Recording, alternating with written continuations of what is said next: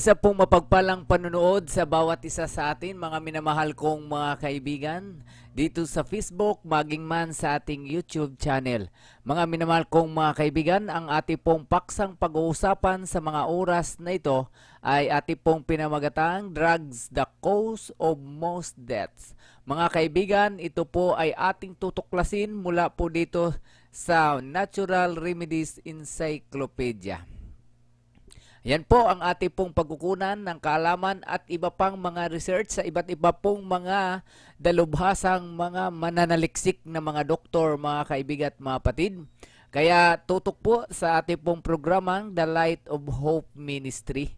At yan po ang ating pong pagtuunang pansin, ang paksang iyan, ang gamot na nabibili sa butika ay siya pong pinagmumulan ng karamihang kamatayan o kaya ay drugs, the cause of most deaths, mga kaibigan.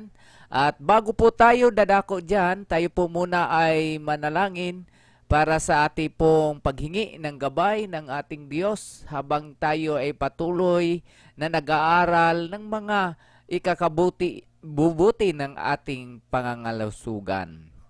Tayo po ay yumuko para sa ating panalangin.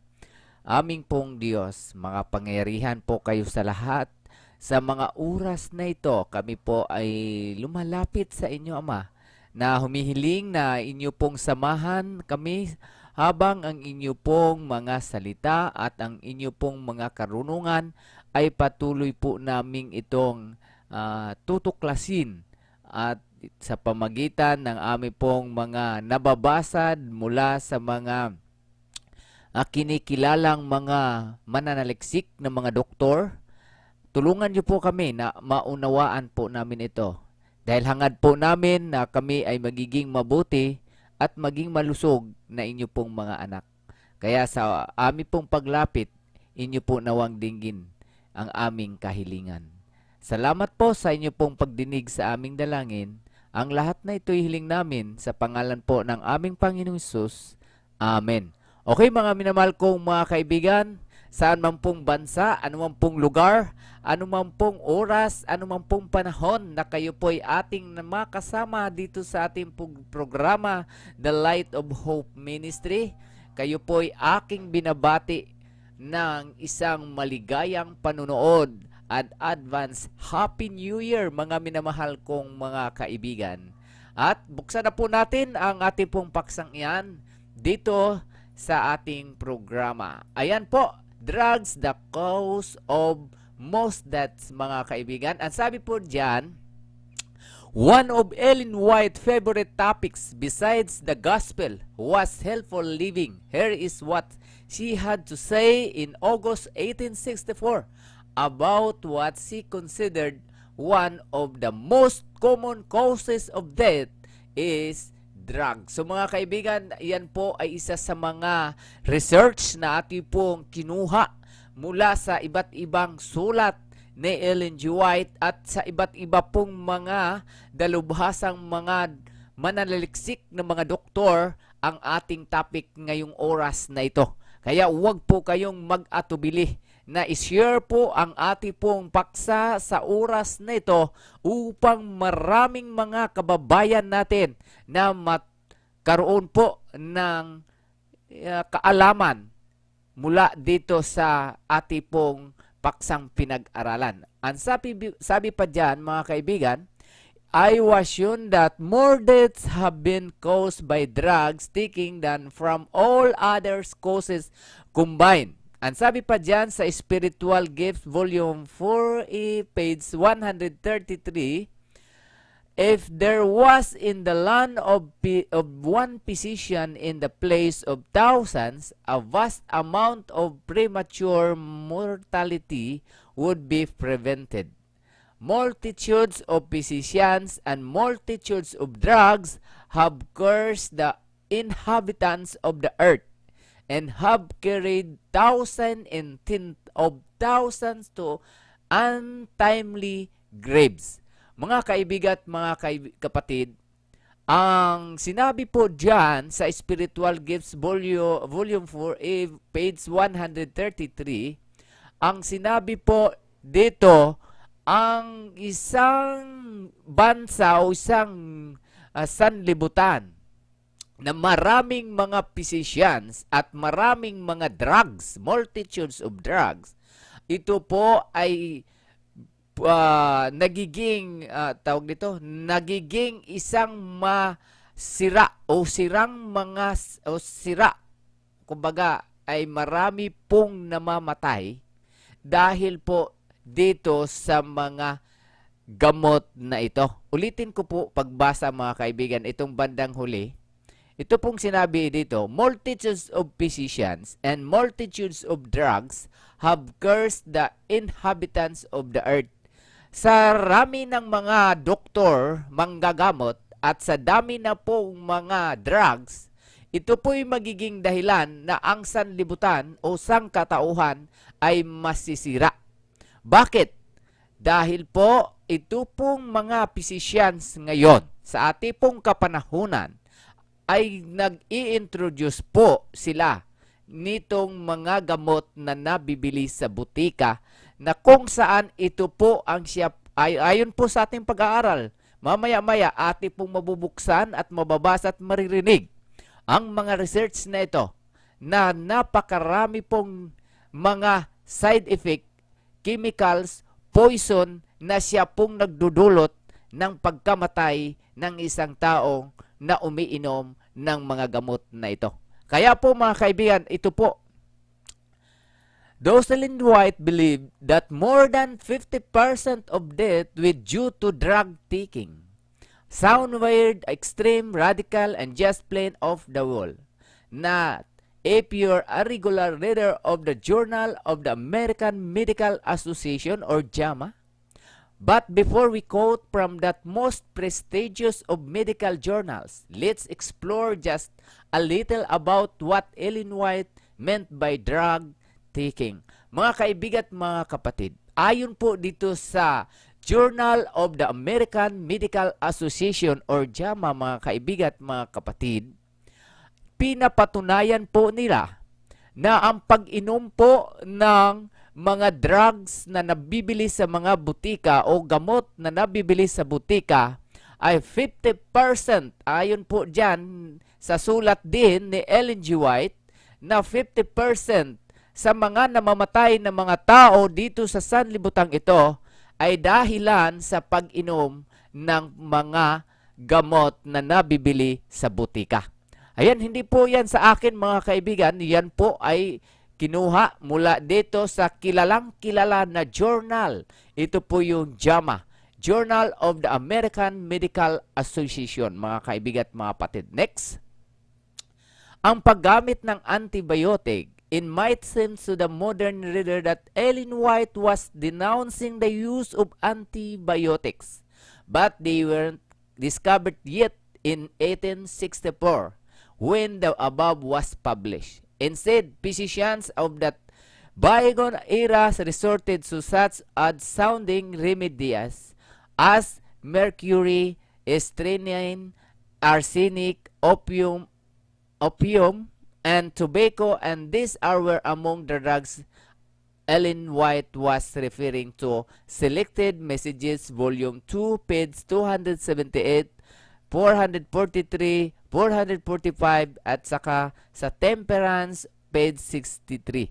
Mga minamahal kong mga kaibigan at mga kapatid, ito po ay sinabi na po, ito si Ellen G. White, mga kaibigan at mga kapatid, ito po ay sumulat na ng isang aklat bago pa man na-discover sa mga mananaliksik na mga dalabhasang mga doktor, ito pong mga gamot na nabibili sa butika.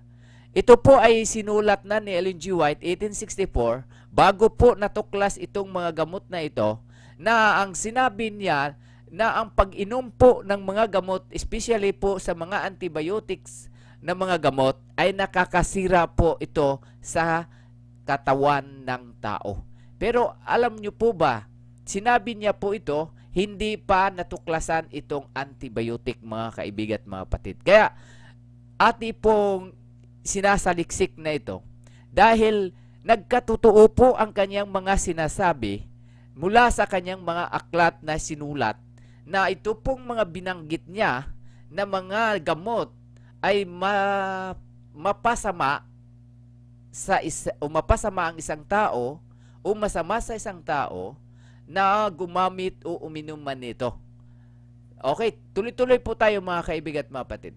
Masama talaga ang pag-inom ng mga gamot butika. Sabi dito, we thus might expect that situation to be better today than in Ellen White's day, given the fact that medical science has progressed to the point that far fewer drugs contain mercury, strychnine, and arsenic. In fact, one has to resort to homeopathy to get a dose of strychnine, Acanox vomica, those it wouldn't surprise us if today's mortality statistics for drugs are lower than 50%.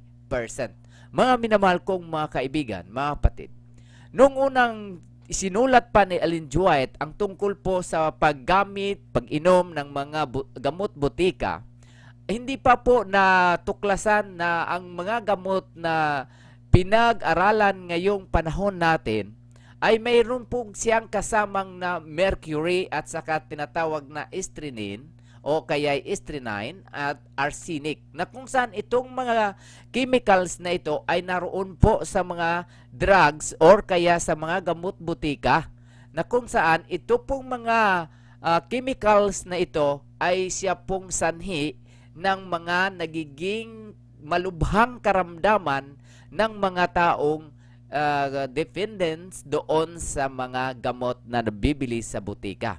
Ngayon, tutunghayan pa natin, ano po ba itong mercury? Ang sabi dito, ang sabi po ay mercury, chemical element, liquid metal. Ito po daw ay isang chemical element, liquid metal. Ibig sabihin, ito ay liquid.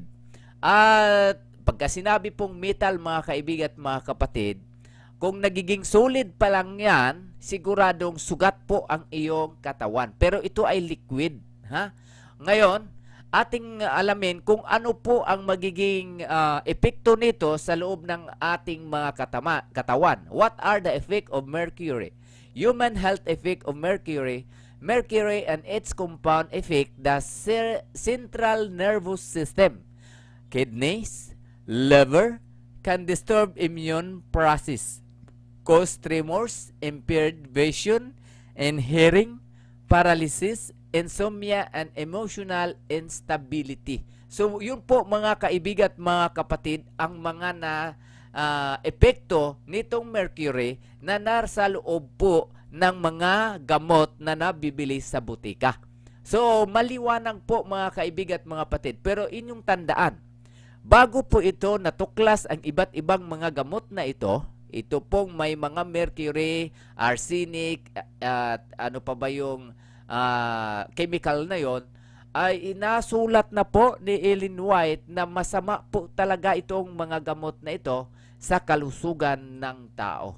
Kaya siya po naging masama dahil po ditong mga chemicals na nilalagay ng mga gumagawa ng gamot na itong mga kaibigan at mga kapatid ko. Okay, next. Ano naman po ito? What is strychnine chemicals? Ayon po sa dictionary, ito pong strychnine o strychnine, a bitter and highly poisonous compound obtained from Nox vomica and related plants. In alkaloid, it has occasionally been used as a stimulant. So, ito pong strychnine or strychnine, mga minamahal kong mga kaibigan at mga kapatid, ito po ay tinatawag na poisonous compound, mga kaibigan. Ito po ay isa sa mga halaman na kukuha po itong chemicals na ito. Ito po ay na-produce nila at ito ay nilagay po sa mga gamot na nabibili sa butika, itong strychnine. So, nandyan po yan sa mga gamot na iniinom ng karamihan na pasyente, mga kaibigan at mga kapatid. Okay, ano pa ang mga chemical na naroon sa gamot? Ito pong, yung science and effect of strychnine, ito po yung immediate signs and symptoms of strychnine is yung apprehension or fear or ability to be easily startled. Yan po'y madaling magulat ayon po sa dito sa Tagalog. At yung pong yung restlessness, yung pong pagkakabalisa, ayun. Yan po ay isa sa mga epekto nitong chemical na strychnine, mga kaibigan at mga kapatid, o strychnine. So ano pa? Painful muscle spasm possibly leading to fever and to kidney, liver injury. Yan po ang epekto nitong chemicals na strychnine na naroon po sa mga gamot butika na nabibili, mga kaibigan at mga kapatid. Okay, tuloy-tuloy po tayo, mga kaibigan at mga kapatid, sa ating pong pagtuklas sa ating paksang drugs the cause of most deaths. Ay ating pong patuloy na sasaliksikin ito pong mga katotohanan na pinapakawalan po dito upang maging alarma sa mga tao na umaasa gamot butika. Okay, next. What is arsenic? Itong arsenic po kanina, mga kaibigan at mga kapatid, ito po ay binanggit kanina doon sa unang slide natin na nagiging masama ang gamot, butika o kaya itong mga drugs na nabibili sa butika dahil po sa mga chemicals na yon. Una, yung mercury, tapos yung strychnine, tapos yung arsenic. Ngayon, alamin natin ano po ba itong arsenic, mga kaibigan. Ang sabi po dyan, arsenic is a chemical element occurs in many minerals, usually in combination with sulfur and metals, but also as a pure elemental crystal. Mapansin po ninyo, mga kaibigan at mga kapatid, di po ba yung mga medisina na bibili natin sa mga mercury, yung mga ano ba, mga tawag dito, lugar na nabibilhan sa mga parmase, yon ha? Ay marami pong mga napapansin natin na may mga crystallized na mga medicine. So isa po doon na chemical na nilalagay para magiging crystallized po ito. Ito po yung tinatawag na arsenic chemical element. At mayroon namang iba na sinasabi po dito ay may kulay po ito na medyo, sabi dito, it has a various allotropes, but only the gray form which has a metallic appearance. O yan, basahin po, tingnan nyo po. Ang sabi niyan, it has a various allotropes, but only the gray form which has a metallic appearance is important to industry. So ito pong arsenic, mga kaibigan at mga kapatid, yan po talaga ay ginagamit sa mga gumagawa ng mga iba't ibang mga produkto pa. Hindi lamang po mga gamot ang ginagamitan yan. Sa ibang mga industrial ay gumagamit po ng arsenic chemical elements na ito upang ang kanilang produkto ay magiging tinatawag na, kumbaga, kasi ito ay pampatibay sa produkto, mga kaibigan at mga kapatid. Kasi nga po ito ay metallic. Ibig sabihin na metallic, kung tumigas pa lang yan o matigas pa lang yan na metal, ay siguradong sugat po at matibay po talaga yan. Ngayon, dahil ito ay liquid form, so pagka sinabing liquid form, so yan po ay hindi na po siya matulis o nakakasugat, pero ito ay masama sa ating kalusugan, mga kaibigan at mga kapatid, dahil yan ay chemical. Pagka sinabing chemical at pagka sinabing metallic, ay siguradong kung nagiging matigas lang yan ay sugat talaga, pero dito ay liquid nga, mga kaibigan. Ayan po ay mayroon pong tinatawag dyan na brown o gray. So makikita po ninyo ang mga gamot, ganun nga ang mga ang mga forma at hitsura. May crystallized, may mga gray. Dahil po yan sa chemicals na nilagay doon upang ito ay ma-form at mabuo. So hindi po mabuo po yan kung wala ang mga chemical na ito, mga kaibigan at mga kapatid. Ito pong mga binabanggit dito. Okay, next. What are the harmful effects of arsenic? Breathing in high level of arsenic can cause of sore throat and irritated lungs. Swallowing high levels of arsenic can cause nausea, vomiting, diarrhea, muscle weakness and cramping, skin rashes, and other problems. Exposure to high enough amounts of arsenic can be fatal. So mga kaibigan at mga kapatid, ang madalas po na paggamit nitong mga gamot na bibili sa butika ay talaga pong marami pong magiging dahilan ng kanila pong sakit o karamdaman, mga kaibigan at mga kapatid. Una po dyan ay yung pong panghihina ng katawan, panghihina po ng mga muscle. At kung ito ay tuloy-tuloy talaga na pag-iinom nitong mga gamot butika, ang iba't ibang mga karamdaman, sorry, iba't ibang karamdaman, mga kaibigan at mga kapatid, ay lilitaw sa ating mga system. So yun po ang dahilan, mga kaibigan at mga kapatid, na ating pong tinutuklas dito sa ating pong programa upang marami po tayong matutunan, mga kaibigan at mga kapatid. Kaya dahil dyan, patuloy nating alamin ang iba pang kaalaman mula dito sa Natural Remedies Encyclopedia. Ayan po.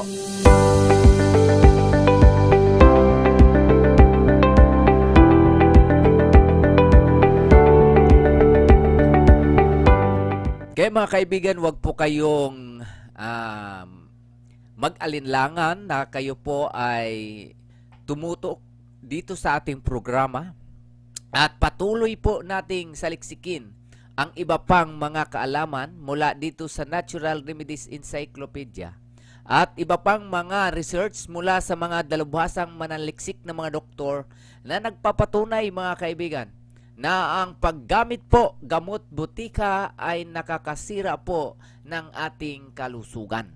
Nagpapatunay po ang Natural Remedies Encyclopedia, mga kaibigan, at iba pang mga mananaliksik. Kaya wag po ninyong dadalawang isip na i-share po ang ating topic sa mga oras na ito sa inyong mga kaibigan. I-like po, i-subscribe ang ating YouTube channel, The Light of Hope Ministry, mga kaibigan at mga kapatid. Ayan po, tuloy-tuloy na po nating buksan ang ating pong paksang pinag-uusapan.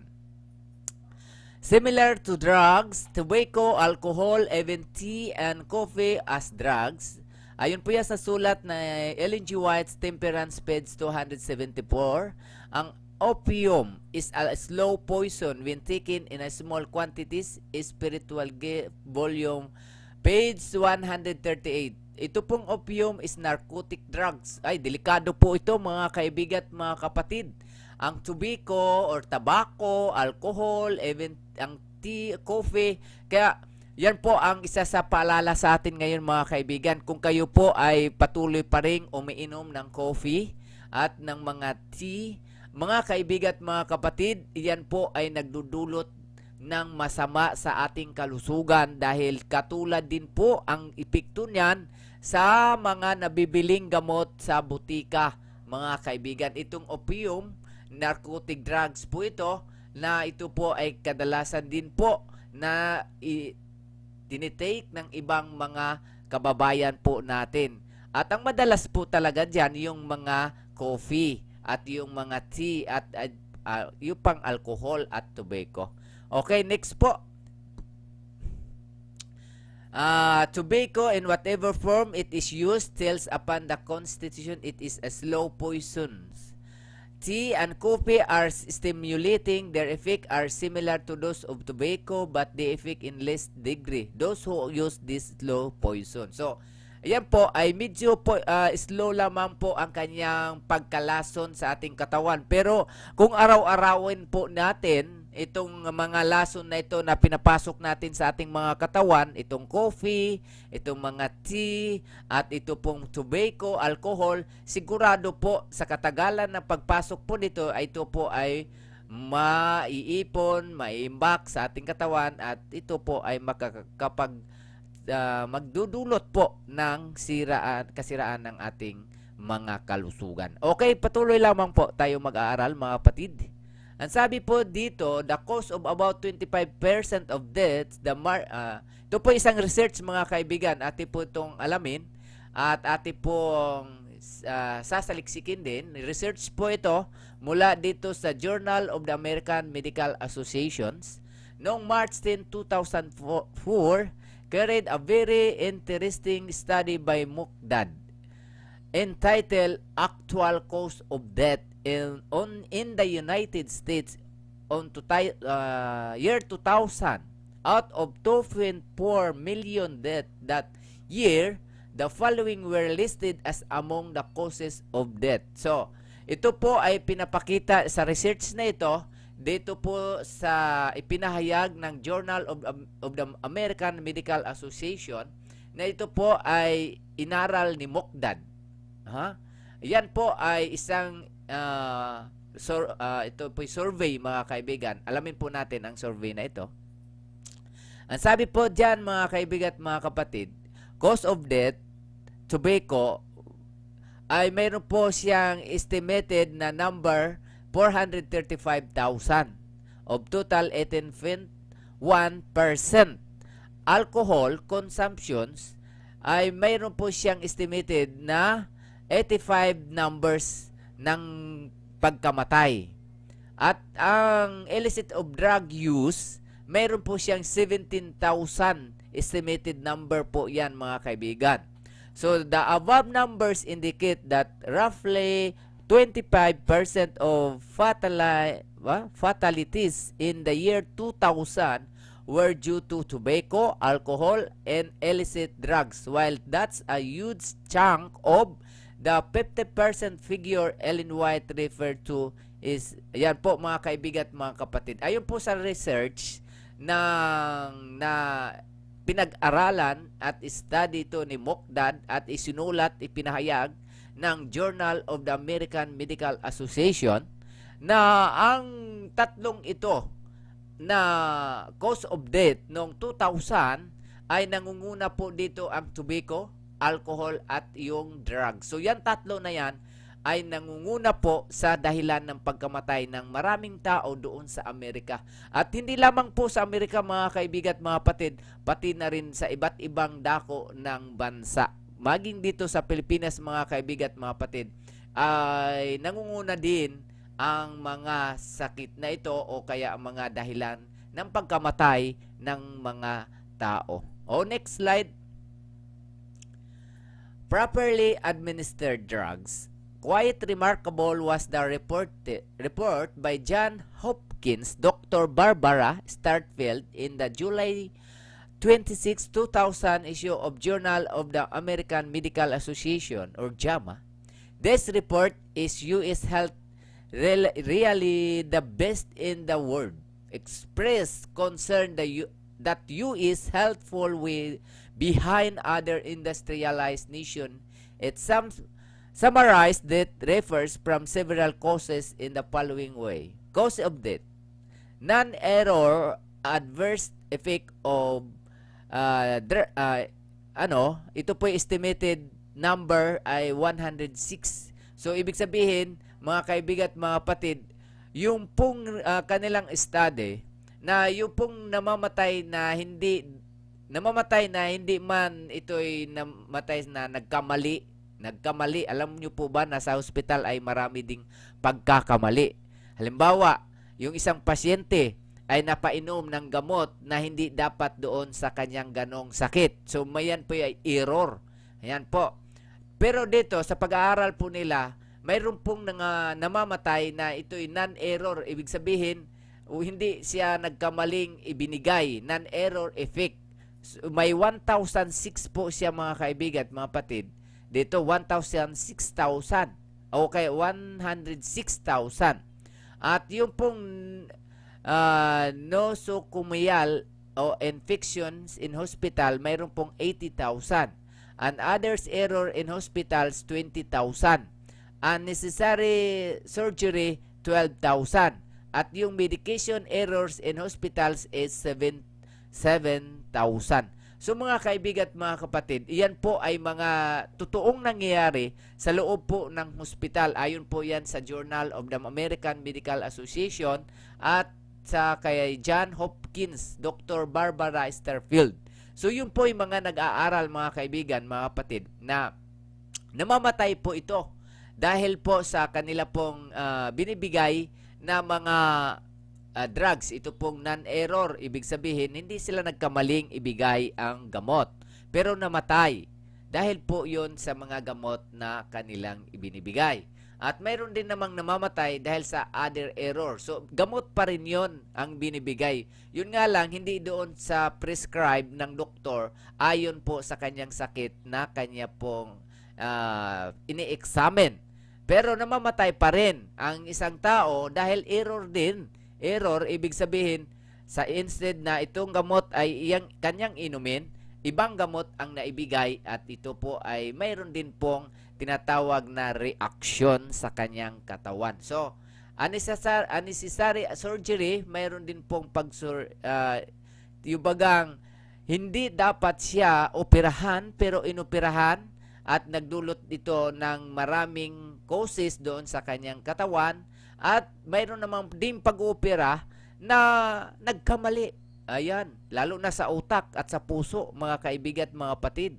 Ay kunting pagkakamali lamang po yan, sigurado wala na po ang buhay. So yan po yung isa sa mga pag-aaral nating tinutukan dito, mga kaibigan.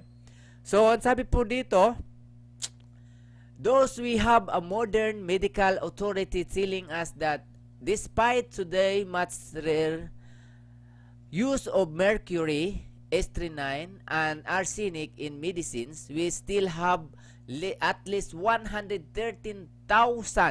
or 106,000 to 7,000 deaths a year due to medicinal drugs, with 93.8 of that number involving no error whatsoever. In other words, nearly 1 out of every 20 people who die in the United States each year die as a result of a medicinal drugs they receive. So yun po ay sulat po yan sa ito po sa ating pong pinag-aralan ngayon, mga kaibigan at mga kapatid, ha?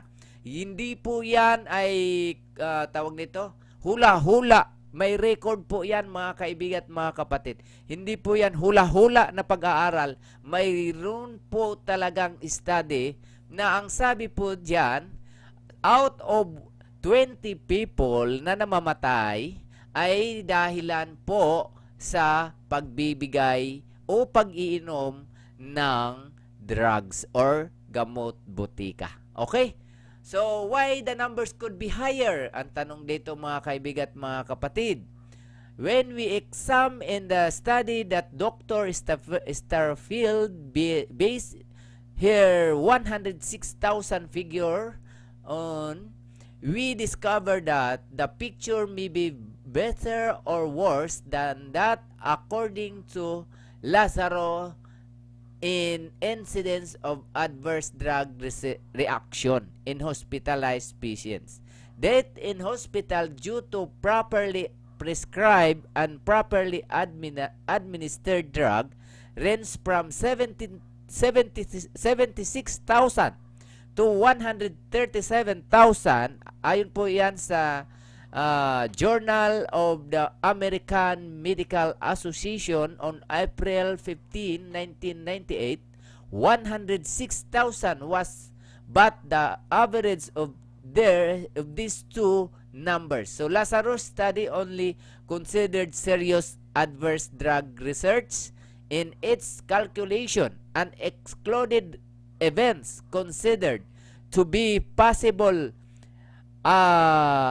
adverse drug reaction. It also excluded event caused by errors in administration and non-compliance, overdose, drugs abuse, or the therapeutic failure. So, mga kaibigan at mga kapatid, ayon po sa research, maging error man ito or non-error na pag-administer ng mga gamot doon sa mga pasyente, ang dahilan pa rin ng pagkamatay ng karamihang pasyente ay dahil sa tinatawag na drugs reaction.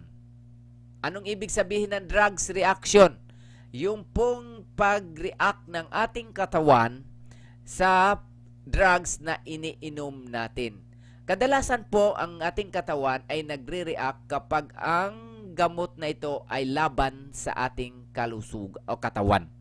Kung hindi po ito makayanan ang reaksyon na ito, sigurado mamamatay po ang tao. Bakit? Hindi niya kayang labanan ang epekto ng drugs na ito. Kaya mayroong mga sinasabing overdose, yan, drugs abuse, at saka non-compliance, at saka yung administration error. So, yan po ang mga nangyayari. Pero errors man yan o kaya non-errors man yan, ang pinag-usapan dito, kapag tayo'y uminom po ng gamot botika, sigurado mayroon pong chemicals na pumasok sa ating mga katawan. Okay, maliwanag po yan mga kaibigan at mga kapatid. Next slide. The study defined a serious ADR as an ADR that require hospitalization, prolonged hospitalization is permanently disabling or result in death. One can imagine that a series of ADR, adverse drug reactions that was permanently disabling rather than fatal this year could be a contributing factor toward death in later years. This consideration would make Ellen White statistics higher than those of Lazarus, since she does not specify that the drugs have to cause death immediately. So mga kaibigan at mga kapatid, ayon po dyan sa pahayag na yan, ang mga pag-aaral na ipinakita dito sa ating mga pagsasaliksik mga kaibigan at mga kapatid, ay tumataas ang mga taong namamatay sa panahon na ito na naroon po sa hospital. Kadalasan po sa mga nagtatagal sa hospital ay lalo pong nanghihina sila doon sa hospital. And sabi dito, prolonged hospitalized is permanently disabling. So, ibig sabihin, lahat pong mga nagtatagal sa hospital, mga kaibigan at mga kapatid, tandaan natin ha, ating tandaan, ang lahat pong nagtatagal sa loob ng mga hospital ng mga pasyente, may possibility o posibilidad na sila po ay magiging disable. Bakit? Ating pong pag-aralan ang kasunod na pahayag. Organ failure. Ayan po ang dahilan. Another reason why her statistics might be higher as explained by Dr. Starfield. Currently, most deaths resulting from these underlying causes are likely to be coded according to the immediate causes of death, such as organ failure. Is as health really the best in the world? JAMA, July 26, 2000, page 484. Mga kaibigan at mga kapatid, dahil po sa palaging pag-inom ng mga gamot na binibigay po ng mga doktor na naroon sa loob ng mga hospital, ang mga organ po ng isang tao ay nagkaroon po ng failure. Ibig sabihin, nalason po siya sa mga chemicals na iniinom na mga gamot, mga kaibigan at mga kapatid. Ayan po ang katotohanan. Ayon po yan sa Journal of the American Medical Association. Ayan po, ay sulat po yan ni Dr. Starfield, mga kaibigan at mga kapatid. Next slide. In other words, since most fatalities are likely blamed on the patient's organ failure rather than on the drugs they were taking that cause the organ failure. Totoo po yan mga kaibigan at mga kapatid. Ayon po kay Dr. Starfield, ang isa sa mga sinasabi ng mga doktor kapag namatay ng isang pasyente ay sasabihin organ failure.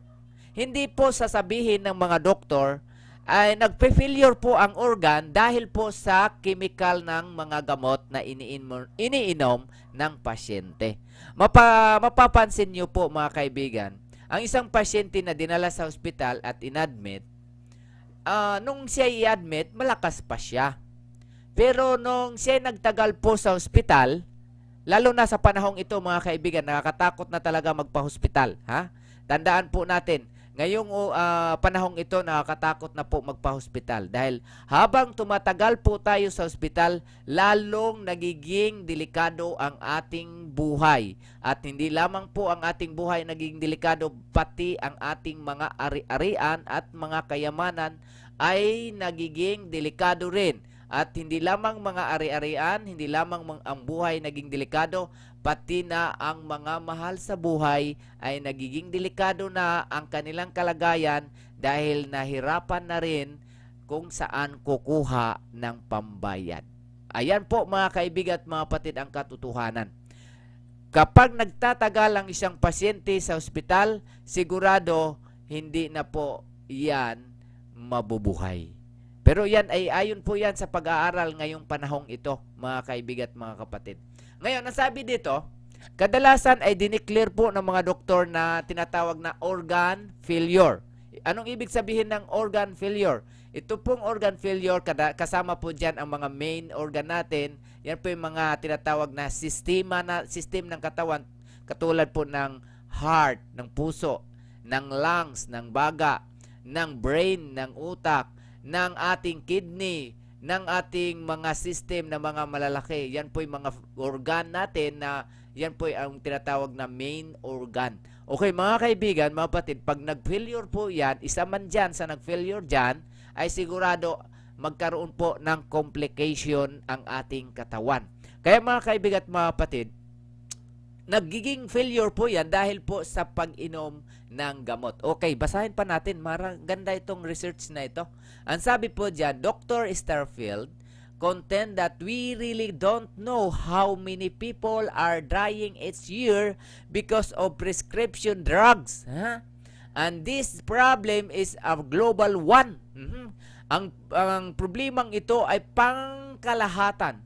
For at least in Ireland, less than 10% of all serious of adverse drug reaction get reported in National Medicines Information Center, Volume 8, Number 3, 2002, page 3. Yet, another reason why Ellen White statistics might be higher is the fact that Lazarus study only considered death due to drugs in hospitalized patients, whereas she was referring to everyone, whether outpatient or inpatient. The various types of adverse drug reactions Lazarus gave were as follows. Mga kaibigan at mga kapatid, tuloy-tuloy lamang po nating alamin ang mga dahilan kung bakit ang mga gamot butika masama sa ating kalusugan. Yan po'y nagpatutuo ang mga doktor na ito dahil kanila itong napag-aralan. Kanila lamang pong inilabas ang mga ito dahil mahalaga po ito sa ating kapanahunan. Okay, next slide. Ito po yung mga estimated nila, mga kaibigan. Kanina atin na po ring binuksan. Ito po ang kanilang study, ang kanilang survey, mga kaibigan at mga kapatid. Kaya tuloy-tuloy lamang po tayo sa iba pang mga sinasabi dito. Ang sabi po dyan, those even given the fact that most death resulting from these underlying causes are likely to be coded, according to the immediate cause of death such as organ failure, Lazarus, yan po yung nabasa natin kanina. At ito'y basahin natin bandang huli o bandang baba. Aren't they tested? How can this be given the fact that new drugs are routinely tested so well? Mayan Napoli, ito po ay si Mayan Napoli, mga kaibigan at mga kapatid, ay nagpatutuo rin po na ito pong mga gamot na ibinibigay sa mga pasyente ay most of mga gamot na yan ay mga sponsors trials. Ibig sabihin, sponsors trials ay ina-apply po ito as a trials kung ito po ba ay epektibo o hindi. Kaya ito si Marian Napoli, mga kaibigan at mga kapatid, ay ang sabi po niya dito sa Center for Medical Consumers in-explain po niya ito.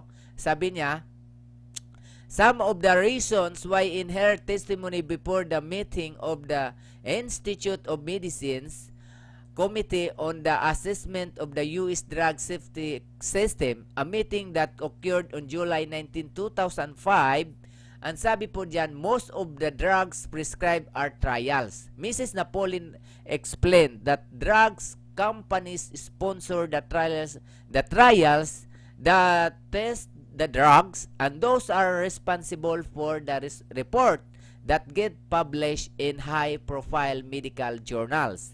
Sound like a possible conflict of interest. While those reports describe supposed benefits quite well, they frequently omit key data regarding adverse drug reaction. So ayon po kay Mrs. Napoli, karamihan po sa mga gamot na ito'y pinapasubukan sa mga pasyente, trials nga na kung saan ang binibigay lamang na data ay more on kung ano lamang po ang epekto na mabuti sa katawan. Pero hindi po binibigay ang mga side effect sa katawan. Bakit? Dahil gusto po nilang ma-approve at makita na mabuti itong yung bagang mapatunayan lamang na sabihin na ang gamot na ito ay ina-apply na sa hospital na ito at recommended na di doktor na ito. So, ayan po ang mga companies sponsor for the trials of the drugs. So, yun po mga kaibigan at mga kapatid. Next slide. Ang sabi dyan, omitting the data. For example, in men, statin drugs are supposed to lower the risk of non-fatal heart attack by 1.8%. Yet, the reality is that 1.8% lower risk is accompanied by 1.4 increased risk of death, significant disability, hospitalization, or a life-threatening event. Moreover, 60% of the trials being reviewed refused to turn over their serious adverse event data, thus making it impossible to know really how beneficial or detrimental these drugs really are. So mga kaibigan at mga kapatid, sa mga trials po ng mga, ayon po kay Napoli hindi po ako ang nagsasalita. Ayon po kay Napoli, ayon sa pag-aaral, hindi po lahat ng data doon sa kanilang trials sa pag-test ng drugs ay binibigay doon. Yan po ang katotohanan. So, maari na ito ay nagdudulot ng ikakasama or ito po ba ay mabuti. So, yan po mga kaibigan ang ging dahilan. Okay. As a Miss Napoli, concern are new. Back in 2000, John P. A. Leonidas, MD, and Joseph Lau, MD, has this to say after looking at 192 randomized drugs trials. Mayroon po silang nakitaan 29%, 39%, 46%. That's not real good considering that people's lives are at stake. So mga kaibigan at mga kapatid, ayon po sa kanila pong mga nakita, ayon po kay Miss Napolis, na ayon din po sa pag-aaral din doon kay John P.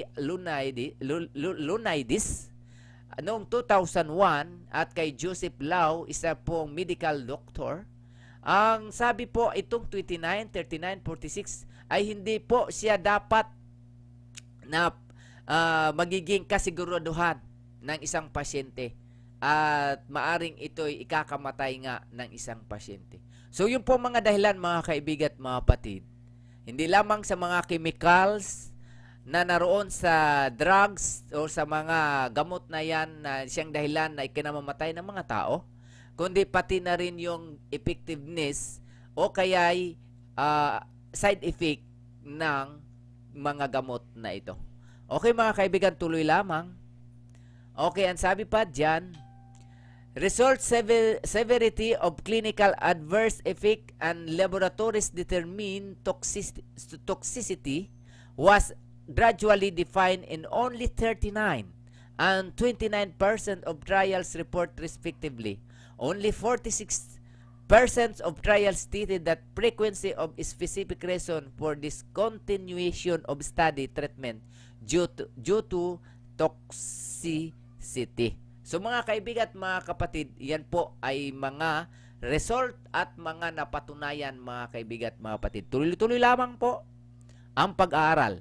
Overall, the median space allocated to safety result was 0.3 page.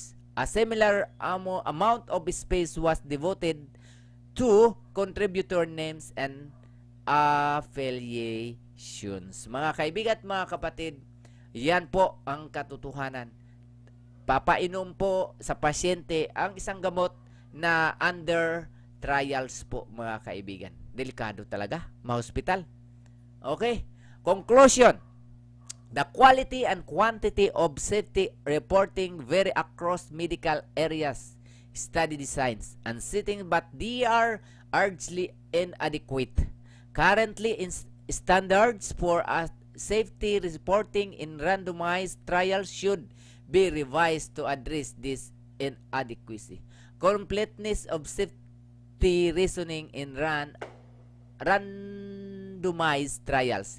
JAMA, Jan 24, 2001. Yan po ang pinapakita, mga kaibigan at mga kapatid. Kaya, alam nyo po, napaka-delikado po talaga na magpapahospital sa panahong ito. Kaya narito po ang ating pong aklat, Natural Remedies Encyclopedia. Patuloy po nating hinikayat ang mga kababayan po natin na basahin po ang aklat na Natural Remedies Encyclopedia kung papaano po gamitin itong ating mga natural na nandito lamang sa ating kapaligiran. Maging herbal man yan, halaman, or maging tubig man yan, o itong ating pong yung exercise, yung pong paglalakad, at yung pong paglanghap ng sariwang hangin. Nariyan po sa Natural Remedies Encyclopedia. Kaya napakahalaga po, mga kaibigan at mga kapatid, na ating pong matutunan ang mga kaalamang ito. Next slide. Rat poison, a common cause of adverse drug reaction. Ito pong poison na nakukuha sa mga rat na yan, ay yun po common reaction na nasa mga nasa mga medisina. Ayan, ibig sabihin, may mga medisina na nagkukumpos po o may naglalaman ng mga ganun. Okay, basahin natin, mga kaibigan at mga kapatid. At sabi po diyan, an advisory committee for the University of Iowa Hospitals and Clinic has a pharmacy and therapeutic subcommittee which put out periodic newsletter. One of those newsletters had this so to say: the 9 most frequently reported agents associated with an adverse drug reaction were warfarin, phenytoin, levofloxacin, vancomycin, morphine, amiodarone, napselin, at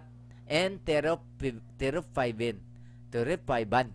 So yun po, mga kaibigan, ang mga chemicals na pampatay po ng daga. Poison po yan ng mga chemicals na yan, na po, yan po ay natatagpuan sa mga drugs or sa mga gamot butika. Okay, alamin po natin itong warfarin. Ano po ba itong warfarin? Ayan, ayon po dito, warfarin, acecamidin, the first drug on the above list, has been a common ingredient in rat poison for a long time. So ito pong warfarin, mga kaibigan, ay isa po siyang ingredients sa paglason sa gamot na panlason sa daga. At ito rin pong warfarin na ito ay naroon din po sa mga ilang mga drugs or mga gamot na nabibili sa butika. Ayan po ang ipinapaunawa dyan sa atin. Okay, next. Sabi dyan, a common anticoagulant, it causes rats and mice to bleed internally, which then makes them thirsty, which then makes them head out of doors to find water. Since they end up dying outside instead of in your house smells bad. That's why it's been so popular in rat poison. So yun po ng warfarin, mga kaibigan. At ito namang kasunod na slide. At sabi po sa kasunod na slide, mga kaibigan, unfortunately for a lady we visited in the hospital in early 2006, she had been given warfarin without adequately monitoring her blood to make sure her clotting ability had not dropped too far. It's absolutely essential that anyone taking Coumadin be carefully monitored, but this lady wasn't. She ended up bleeding inside her skull and was in ICU. When we saw her, she nearly died. So mga kaibigan at mga kapatid, ito po isang patutuo na kung saan doon sa hospital na kaniyang napuntahan ay mayroong isang dalaga na binigyan nitong gamot na mayroong pong warfarin. At nung ito'y binigyan, hindi po ito binabantayan ng mga attendants, nurse or ano pa man doon na ito po pala ay nagpapalapot ng dugo. At sa madaling sabi, nagkaroon po ng hemorrhage or internal effect sa kanya pong katawan at dinala po ito sa ICU. At nung makita na ito po ay malapit ng mamatay dahil po doon sa pinainom na gamot na piniprescribe or binibigay ng mga doktor sa hospital. So napakadelikado talaga mga kaibigan, mga kapatid. Kaya kung tayo po ay ma-hospital, kung kailangan talagang i-hospital, tudo-tudo po panalangin ang ating hilingin sa Panginoon na ang mga doktor ay bigyan ng kaalaman at alertong isipan at na wag na bigyan ng anumang gamot bagkos bigyan ng mga natural na inumin o gamot man yan na wala pong mga poison or chemicals. So yun po mga kaibigan, napakaliwanag po sa ating pong pag-aaral. Okay. So, what did Ellen White advocate using instead of all these drugs? Ang sabi po niya, pure air, sunlight, abstemiousness, rest, exercise, proper diet, the use of water, trust in divine power. These are the true remedies. Every person should have a knowledge of nature's remedial agencies and how to apply them. Counsel on Health, page 90. In the Savior's manner of healing, there were lessons for his disciples. So mga kaibigan at mga kapatid, ang ating pong tanging pinaka-medisina o gamot, walang iba, sariwang hangin, ang liwanag o ang init, ang pagpapahinga at ang nutritions, proper diet, yan po, exercise at yung paggamit ng tubig. So yun po at higit sa lahat ay pagtitiwala sa ating Diyos na makapangyarihan sa lahat na siya pong nagbigay sa atin ng buhay at ng mga kaalaman upang tayo gumamit lamang ng mga natural na gamot. Yan po ang katotohanan mga kaibigan at mga kapatid. On one occasion, in anointed the eyes of a blind man with clay, bade him go wash in the pool of Siloam. He went his way therefore and washed, and came seeing. John 9:7. The cure could be wrought only by the power of the great healer. Yet Christ made use of the simple agencies of nature, while he did not give countenance to drug medication. He sanctioned the use of simple and natural remedies. Desire of FG 8:24. Mga kaibigan at mga kapatid, ayan po ang inaalok at lagi tayong pinalalahanan na tayo po ay manumbalik sa natural healing, mga kaibigan at mga kapatid. Sabi pa diyan, now what the Bible encouragement? I have faith in the Lord your God, and you will be upheld. Have faith in His prophets, and you will be successful. 2 Chronicles 20:20. Mga kaibigan at mga kapatid, ang ating pong pag-aaral ngayong oras na ito ay mula sa banal na kasulatan at mula sa kanyang lingkod na si Ellen G. White na sumulat na ang mga drugs na nabibili sa butika ay masama sa ating kalusugan. At ito'y napapatunayan ngayon sa ating kapanahunan, at kung inyong oobserbahan mga kaibigan at mga kapatid, ang nagtatagal sa hospital hindi na siguradong lalakas pang muli. Bakit? Habang umiinom po ng mga gamot na binibigay po ng mga doktor, lalo pong nasisira ang mga organ ng ating mga katawan. Kaya dito ay ating pong patuloy na pinopromote itong aklat ng Natural Remedies Encyclopedia dahil naniniwala po tayo mga kaibigan at mga kapatid na sa kaalaman ay ating pong matutunghayan ang tunay na kalusugan. Kaya ang sabi ng iba, ligtas ang may kaalaman. Ang sabi namang ng kilalang si Ernie Varone, ang sabi niya, knowledge is power. So yun po mga kaibigan at mga kapatid, ang Natural Remedies Encyclopedia. Ayan po ay mayroong 11,000 na mga karamdaman at by 11,000 na mga remedies na pwedeng gawing sa loob lamang ng ating tahanan. At mayroon namang 730 diseases na kayang gamutin sa mga natural na pamamaraan. So dito po nagtatapos mga kaibigan at mga kapatid ang ating paksang pinag-uusapan. Drugs the cause of most deaths. Gamot yan, butika. Mga kaibigan, kung kayo po ay may mga katanungan, huwag kayong mag-alinlangan. Tumawag sa 0975-674-1855 o kaya'y mag-message sa ating pong messenger, o huwag ninyong kalimutan na i-share po ang ating pong programa The Light of Hope Ministry sa YouTube, maging man sa ating page The Light of Hope Ministry sa Facebook, at ganun din sa ating pong iba pang mga page ng Adventist Book Center, ganun din po sa ating pong wall, sa ating pong story, Jewel Sharing Hope mga kaibigan at mga kapatid. Ako, salamat po sa inyong lahat, sa inyong pong patuloy na pagsubaybay sa ating pong programa.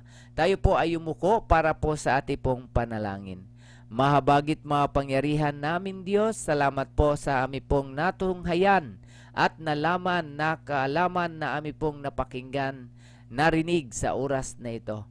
Sana o Diyos, lahat pong mga nakapakinig ay mai-apply at matuto kaming lahat, at ang may mga karamdaman ngayon na nasa mga hospital, naway tulungan ninyo Panginoon na ang gamot na kailang iinumin ay hindi makapagpapalala ng kanilang karamdaman, bagkos ito po ay magbibigay ng kalakasan sa kanila.